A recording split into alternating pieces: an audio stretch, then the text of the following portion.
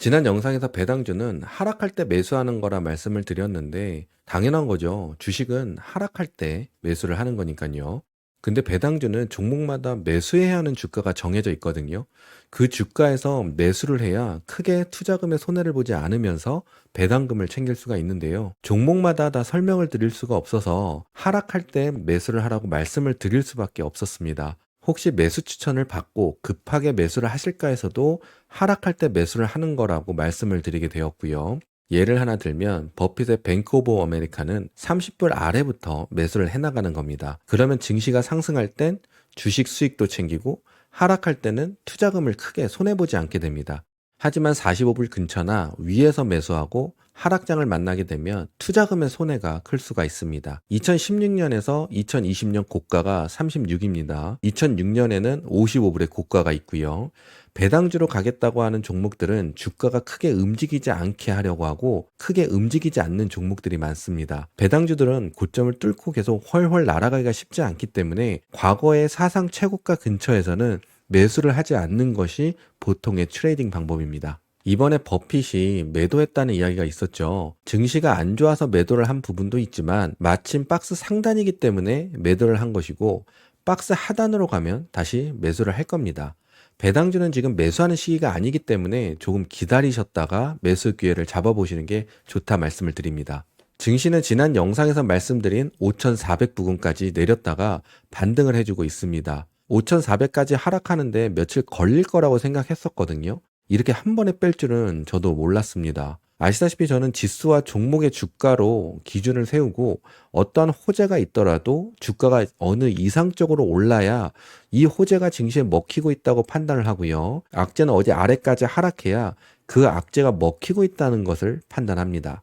7월 31일 FMC가 있었을 때도 급등을 하더라도 5620 위로 상승하지 못하면 아무 의미 없는 상승이라고 해드린 적이 있었는데요. 당일은 급등을 하고 다음날 바로 급락을 했습니다. 이 부분을 이해하시면 급등한다고 막 따라타지 않고 기준을 세우고 지켜보기 때문에 고점에 물리는 경우가 드물게 됩니다. 그러니 제가 말씀드리는 지수를 보시고 기준을 세우시고 주식을 하시면 도움이 되실 겁니다. 지수는 S&P 500 미니 선물을 보고요. 내일 CPI가 있습니다. CPI로 주가의 변동성이 나올 수 있기 때문에 우리가 지켜봐야 하는 기준을 잡아드리려고 하는데요. 지난 며칠 있었던 이야기를 해드리고 CPI로 해석될 수 있는 것들과 기술적 분석 이어가겠습니다. 금요일에 크게 빠졌었는데요. 증시에 크게 영향을 주었던 악재가 잠잠해졌다가 다시 나오게 되면 그 다음은 그 악재가 부각이 될 수 있다고 말씀드렸습니다. 지표가 꾸준히 좋아서 증시가 좋았다가 악재가 부각이 될 때는 지표가 좋아도 향후 지표가 안 좋아질 수도 있다는 말을 하고 증시가 하락하면 하락의 이유로 사용이 되더라고요. 해석을 비비 꽈서 하는 거죠. 증시가 안 좋으면 별것도 아닌 악재에 민감하게 반응을 하게 되는데 연준 월러이사 발언 때문에 빠졌다는 것도 있고요. 별 이야기 없었는데 말이죠.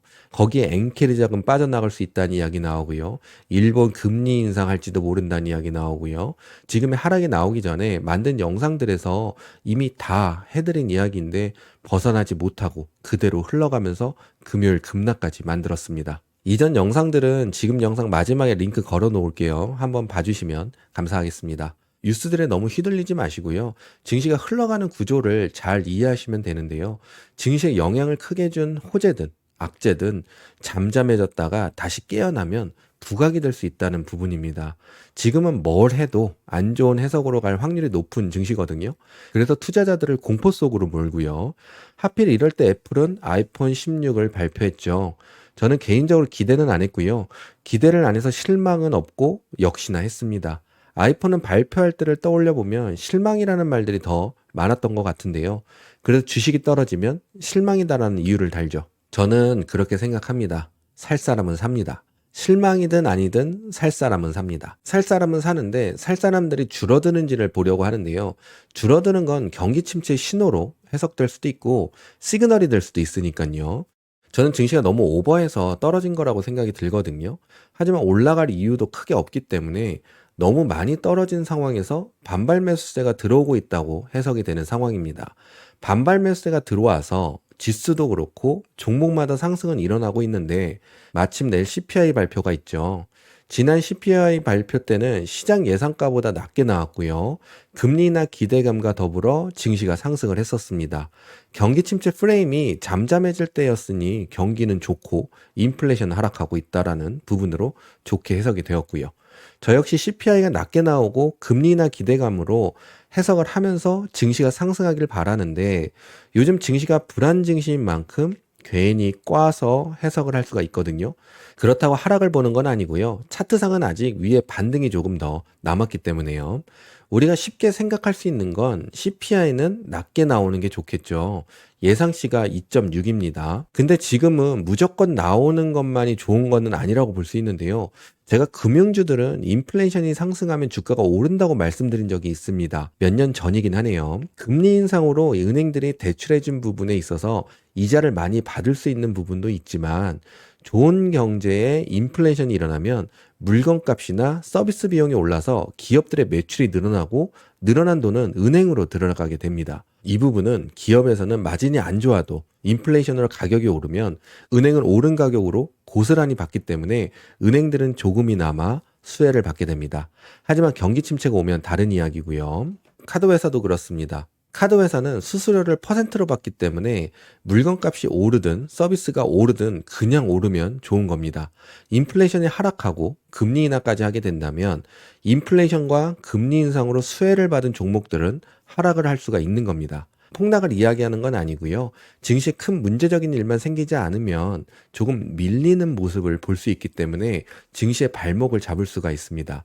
주식은 결과적으로 같이 오르고 같이 내리기 때문에 그렇습니다. 2.6 근처나 위로 나오면 25bp 이야기가 나오겠고요. 예상치 아래로 나오면 50bp 이야기가 강조가 될 수도 있는 상황인데요. 저는 25bp냐 50bp냐가 중요한 게 아니라고 말씀을 드렸죠. 경기가 좋은 분위기에서 금리 인하를 하느냐가 더 중요하다고 보고 있습니다. 경기 침체 프레임이 씌워져 있기 때문에 그렇습니다. 내일 CPI 지표로 최악의 해석은 낮게 나오면 인플레이션이 하락하고 있다고 해석을 해야 하는데 경기가 안 좋은 것 아니냐라고 해버려서 주가를 내려버리면 이건 그냥 내리려고 작정한 판이다라고 저는 해석이 될 것 같습니다. 이렇게까지 해석을 하지는 않겠죠. 지수로 박스를 사용해서 기준을 잡아보겠습니다. 5,500을 박스 하단으로 잡고 상단은 전고점 자리 5,630 부근으로 만들어지고요. 내일은 CPI로 급등을 하거나 이후에 상승을 이어간다고 하더라도 5,630 위로 상승해서 안착하지 않으면 지표고 뭐고 증시에 먹히고 있지 않다라고 판단하시면 됩니다. 그리고 만약 5,560, 5,565 부근까지만 오르거나 근처도 가지 못하면 바로 위에 51선이 아주 큰 저항으로 만들어질 수 있어서 전저점들을 다시 보러 갈 수 있으니 이 자리도 잘 지켜보시면 좋겠습니다. 테슬라와 엔비디아 그리고 그 외 종목들도 오늘은 박스 안에서 상승이 나온 거라서 횡보하고 있고 오늘 상승도 큰 의미를 두실 필요는 없습니다. 우리는 의미가 있는 상승이 필요하니까요. 아래는 말씀드린 5,400 부근 아주 유효하니 보시고요.